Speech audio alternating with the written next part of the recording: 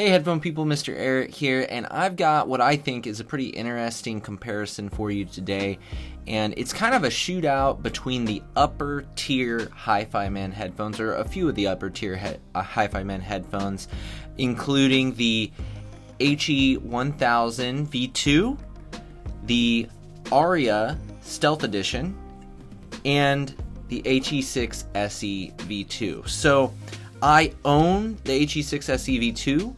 The Arya was sent to me by Hifiman for review, and a friend of the channel sent the HE1000. So, you know, the only way I thought about trying to review these separately, but they all share enough of that similar Hifiman DNA that I think that it would be difficult to capture the nuances of each headphone reviewing them individually. Now, I already did do an HE6 review a while back, so you may want to go check that out first and then come back to this video, and that might give you a little bit more insights just as to what I thought about this, and that'll tell you more about what I think of these other two headphones. But they all are Hifimans, okay? That's a good thing. That's a really good thing. They all do a lot of things really, really well.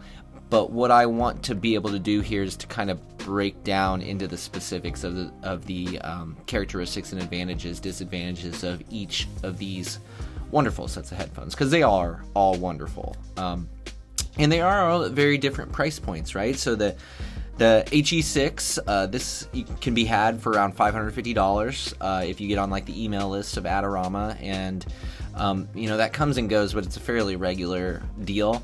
The Aryas are maybe about $1,500 is their MSRP, and then the HE1000s are more in the I guess I'm not sure what their new price is, but used they're about $2,000. It seems like is their pretty typical price that I see them at, somewhere around right around there. So quite different price points, honestly. But again, they do share a lot of similar characteristics. So let's, we'll kind of get into the build and like accessories and all that of each of these. I mean, I'll go over them quickly anyway here before we really dig into the headphones, and we'll look at build and then we'll talk about sound, okay? So here's all the headphones, but we're going to set them aside for 1 second here just so we can look at the box that the HE1000 comes in, because it is kind of a premium situation. So let's take a look at that. So this is the box, and it is quite beautiful. Now, this still has like the plastic wrap on the top. Again, this is not my headphones, so I didn't feel comfortable taking that off. It's a leather wrap. Maybe I would say it's kind of like a faux leather, probably, I would guess. I mean, maybe it's real, but I would say that's kind of doubtful. Once you open it up, you know, you're greeted with kind of this like magazine owner's manual thing, which is kind of cool. I mean, I honestly haven't spent too much time like looking at it a whole heck of a lot, but it's got some nice, you know, pictures and diagrams and things in it. It's a cool little thing that, you know, I think anybody that bought this headphone would be interested to take some time to look through that. Inside the box, it's really not that fancy, but you know, it's kind of like velvet lined, and then, you know, there's a little compartment here where it comes with a bunch of cables. Now, this one was sent to me with a heart system, but it also comes with 3 different cables that are all kind of the same surgical tubey type of material, very similar to what the HE6 comes with. But this is a 2.5 millimeter connection, dual 2.5 millimeter connection. So it came with a 1/4 inch, it came with a 3.5, and it came with a XLR 4-pin cable. So really nice presentation and packaging for the HE1000v2, whereas the other two headphones, the Arya and the HE6, you know, they just come in pretty generic boxes that aren't really worth showing. The HE6 comes with a 4-pin XLR. It's a pretty short, like a 4-foot surgical tubey type cable, and it comes with this little 1/4 inch adapter, which worked fine in my experience when I used this. So I'm glad they included that little adapter. Honestly, I kind of prefer this as opposed to getting like all the different cables, just because I don't know, they are long and kind of tangly and things like that. So I think just like the little adapter system is probably a decent way to go. I appreciate that. And then the Arya just comes with, you know, like kind of a regular just cloth cable, 1/4 inch. Nothing really remarkable about it. Honestly, I didn't even use it. I just used the other Hifiman cables that I had lying around. Just one note on cables is I do have a heart system that fits the HE6 and the Arya. I wouldn't swear by it, but I did think that those surgical tubey type cables, I mean, I did actually think that they sounded just like a smidge better. I don't want to dwell on that too much, but just, I don't know, I perceived there to be a slight improvement with those cables, so that's pretty much what I used while I was just doing all this testing. As far as the build goes here, we could start at the HE6. I've got an older HE400i suspension band on it just because I thought that was much more comfortable than the typical plastic padded headphone band. Oh, I should just go grab it. Okay, so I thought it was a lot more comfortable than this typical, the plastic band that it comes in that doesn't have a suspension strap or anything. So I swapped those out. It's a relatively easy mod to do. You can see I also modded it with the hex grill mods. I did think that added a little bit of bass presence and opened them up just a little bit. It's not a crazy difference, but it definitely was there. So plus it looks cool, so I like doing that. But the build is pretty underwhelming in general on the HE6. It's the exact same build as the HE560, as the 400 SE, kind of as any of those cheaper Hifiman. So nothing real special about the build of the HE6. Pretty underwhelming, to be perfectly honest with you. The Arya is definitely a nicer build than the HE6. It's obviously it's the giant, you know, Hifiman oval cups on there. Faux leather suspension strap. It holds its shape really well. The clamp on these is like just about perfect, I would say. They feel super comfortable to wear. I don't have any issues comfort-wise with these. I actually really like the oval style Hifimans for comfort. I mean, they look kind of crazy, but you know, as you're wearing them, I mean, because they're kind of a gigantic headphone, but they actually are pretty slim compared to some other things, like an Aeolus or something like that. So I like the build. I mean, it's a mix of metals and plastic. It's all kind of blacked out. It's pretty subtle, but I like it. You look at the HE1000v2 here, and you know it's silver, it's metal, it's got wood cups on it. Everything just feels kind of like just that they paid a little more attention to it and put a little more effort into making it look and feel a little more premium, which I do appreciate. I mean, honestly, I don't really mind the Arya stuff, and it's when you wearing it, it doesn't really feel like any different to me. It's very similar, looks very similar as far as just the overall shape and kind of like function of it. It just a little bit more premium and interesting materials, you know, actual leather headband and stuff, although some people don't like it because it is a little bit like floppier. I don't know, it never bothered me at all. I think they look great, and all these headphones are comfortable, and the HE6 is comfortable now that I've got the suspension strap on it. Like, I find it really comfortable, but I'd probably give the comfort nod to the Arya and the HE1000, and plus I just think they're just nicer overall builds in general. But you know, we're here to talk about sound, right? So that's what we want to spend the majority of our time talking about, and that's where these headphones get pretty interesting. So I think let's start with the HE6 because that's the one that I've spent the most time with, you know, and I actually own this one. And again, definitely check out that review for a little bit more detail, but I thought this headphone did a really phenomenal job of detail, like presenting detail, and it doesn't have a huge soundstage, but I thought it did a pretty good job of imaging and separation. And what really impressed me with this headphone was just how much it could get me into the tracks and into the music and make me kind of just feel like I was there. And so I thought the spatial presentation was, while not wide, was really good on this headphone. I thought the timbre was really good on this headphone. It's got a lot of bass presence, sub-bass presence especially, and it probably has more sub-bass presence than these other two headphones. It's one of the things it does.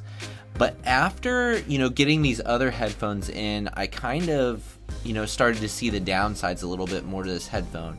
And that comes in like separation. Like the HE1000 and the Arya are image separation like champs. Like they are amazing in that regard. They're huge sounding headphones. Both of them very wide. Both of them have tremendous imaging separation between instruments and things like that.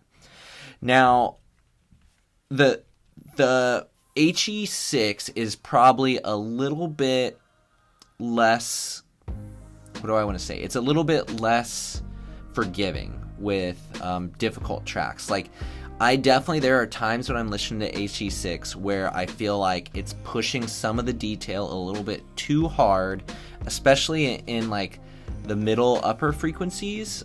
There are some times, where I was just listening to Elton John, Benny and the Jets, and I was kind of sampling all three. And towards the end of that song, there's like, I don't even know what it is. Some sort of, electric synthesizer. It's kind of going like doodle-doo, doodle-doo. I was terrible impression, but like it was kind of grating me on the HE6. And, neither the Arya or the HE1000 had that same effect. So I think both of the Arya and the HE1000 have a bit of more refinement to their sounds and a bit more, they kind of resolve things just to a better end than the HE6 does.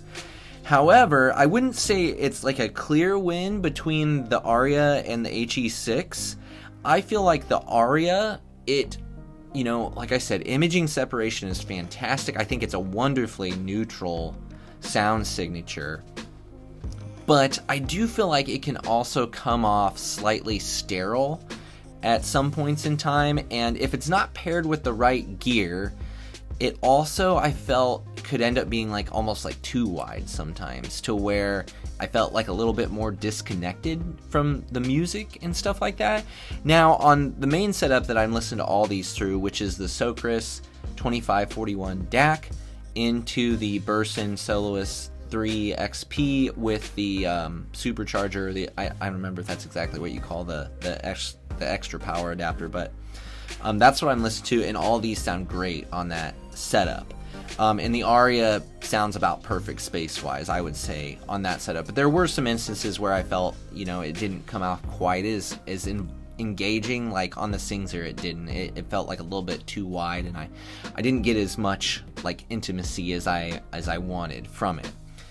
Now, that being said, right, this guy is just, it's clean, but again, it comes off maybe like a little bit too clean and sterile for me. It loses a little bit of the HE6's kind of like naturalness and fullness and just kind of organic quality.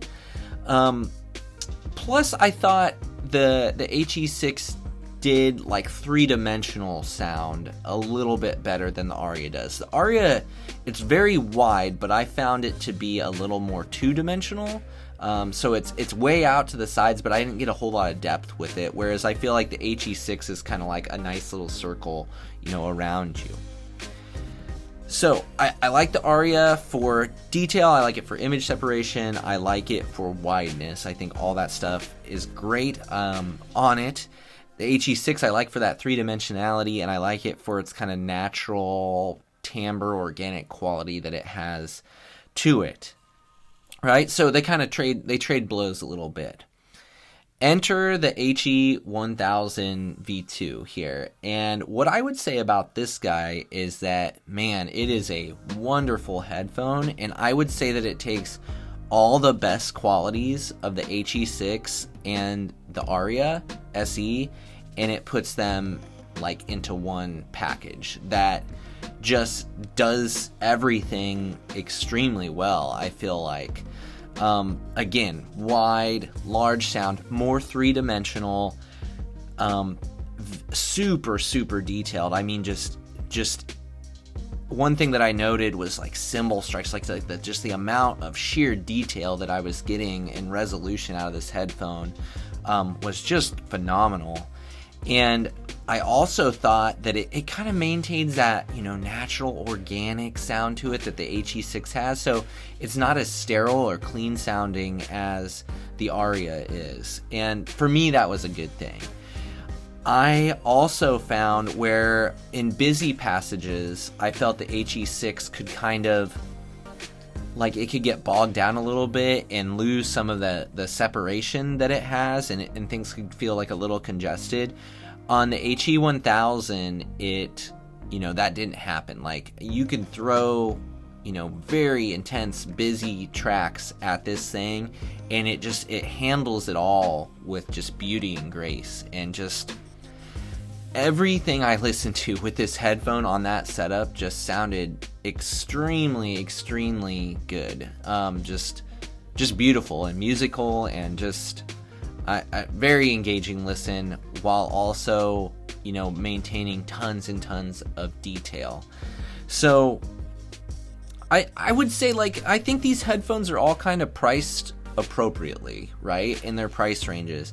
I think what the HE6 can do for, you know, around $500 is pretty phenomenal, and it's given you like a good taste of what super high-end audio sounds like. I think the Arya, what it does with its wideness and imaging separation and just that clean neutral sound, I think that's pretty excellent for its price range, and especially if you looked used, you know, for, you know, if you could find one for like $1,200 or something like that, I think that'd be a very good deal. And the HE1000, you know, I do think it's worth it's $2,000 that it seems to be going for on a regular basis. Like, I really love that headphone, and I think it's probably pretty competitive with the Utopia that I reviewed before. It's not as intense as the Utopia, but I think that's I could see that as being a really positive trait. So still very engaging. It just doesn't force anything on you. You know, you really just kind of feel like you're there, and you get to just enjoy and pick out what you want to experience with that. Okay, so let's talk power requirements a little bit with these headphones, because it is important. It's important for all of them. So with the main setup that I was listening to these on, which was, again, the Socrus 2541 and the Soloist 3XP with the supercharger, and that was on mid gain, and the Socrus was at -4 dB for its output. The Arya was the easiest to drive, and I usually kept the volume around like 30 or so on the volume wheel. The HE6 came in next, and it was usually around like 50 on the volume dial, and then the HE6 was, of course, the hardest to drive, and I kept it at about 80 on the volume dial at that middle gain setting. So what I would say is all of these headphones, they do all require amplification and a good source, and they all scale, you know, pretty incredibly well with higher end gear. So I mean, even coming from my Bifrost 2 and Singzer and trying all these with that, and then trying them all with the Socrus and the Burson Soloist 3XP, there was noticeable improvements across the board with these headphones between those setups. So they all do scale fairly well. I think if you don't have a super powerful amp, I think the Arya or the HE1000 is clearly going to be, you know, an easier thing to drive, but again, you're still going to want high quality source and amplification going to them, of course. The HE6, I found it fine on the Singzer, and I think it does get a step up in clarity and things on the Soloist, but you definitely need some power for that thing, right? You definitely need some power for that thing.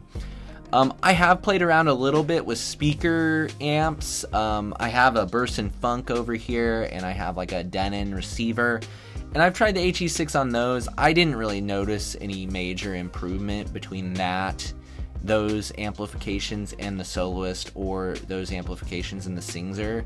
I think the Soloist by far has been the best match as far as that goes with these amps, or excuse me, with these Hi-Fi Men headphones. So I mean, gosh, Hifiman, I am just so impressed with them lately. Everything I listen to that's from them, gosh, at every price point, I feel like they just have a monster competitor, you know? And maybe their sound isn't, you know, right for everybody, and there are differences between, you know, them, and there's reasons why you might go with like a Focal or an LCD or what have you over them. But I really think that any of these Hifimans are worth a look in their price categories, and they're all tremendous headphones. Again, though, I'm left kind of like I was left with the Utopia, where now I'm sitting here wondering, like, what should I sell, and what should I keep, and how do I get my hands on an HE1000? So my tastes, unfortunately, are becoming quite expensive at this point in time.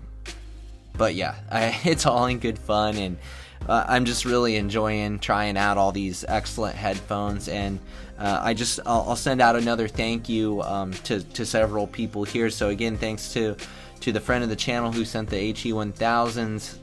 That's wonderful. I'm super happy to have a chance to try that out. Thank you to Hifiman for sending the Aryas. They were also a pleasure to listen to. And, you know, thanks to you for, you know, watching these videos and staying with me and giving input in the comments, you know, whether you agree or have alternate opinions or experiences. Please keep adding those in there. I really do enjoy hearing them, and I think they're super valuable to other people that are out there in the hobby, you know, trying to make these decisions, because it's not an easy decision to make when you're spending this much money on headphones and you want to know what you're getting into.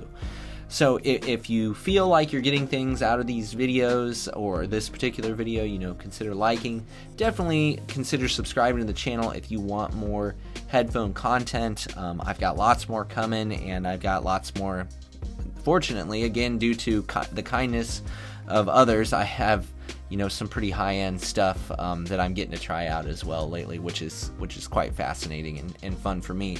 I'm getting to try out things that I never imagined I'd be able to try, and, you know, I'm just really having a lot of fun with it. So thanks again for your support. I appreciate you being here, and I will see you with the next one.